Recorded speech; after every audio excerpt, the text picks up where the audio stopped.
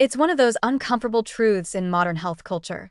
Vitamins, those shiny little symbols of wellness and virtue, can sometimes cause more harm than good, especially when taken in heroic doses.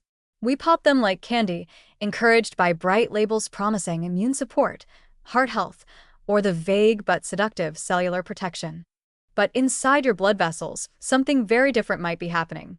Under the radar of good intentions, vascular inflammation can begin to simmer, driven not by bad cholesterol or greasy fries, but by the very nutrients meant to protect you. One of the most overlooked culprits in this quiet betrayal is a class of molecules known as vitamin metabolites, the chemical byproducts formed when your body processes these compounds. While the original vitamins may have noble purposes, some of their metabolic leftovers behave like uninvited guests at a dinner party, disruptive, inflammatory, and occasionally toxic. Let's get specific. One of the key players in vascular inflammation is VCM1, short for vascular cell adhesion molecule 1. This molecule acts like a molecular Velcro strip on the inner lining of your arteries, making it easier for white blood cells to stick to the vessel walls. In small, transient doses, that's part of normal immune surveillance. But when VCM1 levels are chronically elevated, it becomes a neon sign for trouble. It signals endothelial dysfunction, a dangerous state where blood vessels lose their ability to properly dilate, manage clotting, or prevent atherosclerotic plaque formation. Here's where vitamins enter the darker side of the story. Certain vitamins, when taken in excess, don't just pass through the body politely. They undergo complex metabolic transformations, some of which are pro-inflammatory. For instance, high doses of niacin, vitamin B3, can produce metabolites like 4-PY, 4-pyridone 3 carboxamide, which, as discussed previously, not only disrupt NAD metabolism but also increase the expression of inflammatory markers, including VCM1. The result? A paradox in which a vitamin celebrated for heart health becomes a subtle contributor to vascular injury. Niacin isn't alone. Vitamin A, particularly in its synthetic form, retinol palmitate, can also take a dark turn when consumed in high amounts. While it's essential for vision, immunity, and epithelial health, excessive intake leads to the accumulation of retinoic acid derivatives, which have been shown to upregulate VCM1 and ICM1 in endothelial cells. These adhesion molecules make it easier for immune cells to infiltrate arterial walls, initiating a cascade of inflammation and plaque formation. Your arteries, in effect, become a low-grade battleground thanks to a vitamin overdose.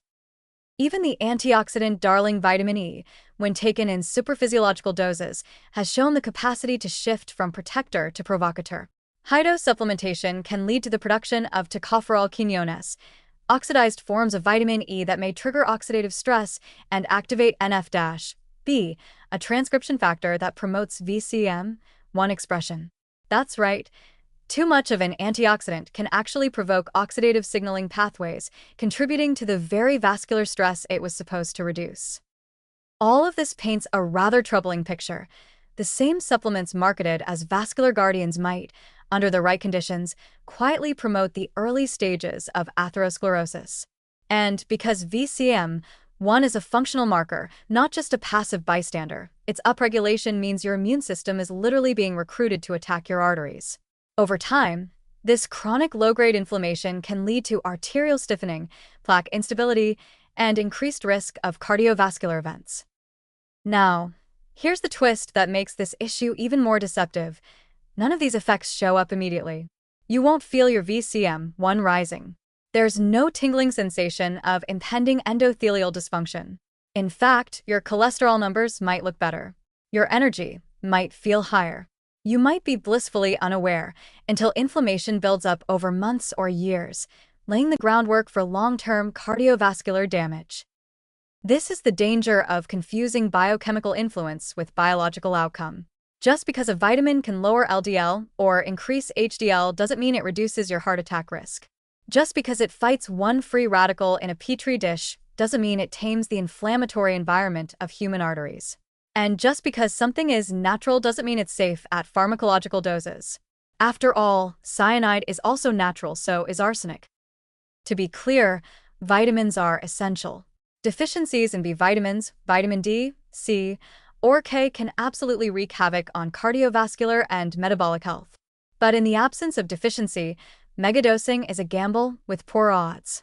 Your body was designed to operate in a delicate biochemical equilibrium, not to be bombarded with grams of nutrients better measured in micrograms. More is not better, it's just more, and in the case of vascular inflammation, it may be more than your endothelium can handle. So, what's the take-home? Respect the power of micronutrients, but don't let their good reputation fool you into overdosing. Think of vitamins not as miracle cures, but as precision tools, helpful when used appropriately, but potentially destructive when misused. And remember, inflammation doesn't always come from junk food, smoking, or stress. Sometimes it shows up in the most virtuous-looking places, like the vitamin aisle of your local health store. If your arteries could talk, they might say, "Thanks for the kale and berries, but please ease up on the 10,000 IU of mystery pills before we turn into sticky, inflamed tubes of regret."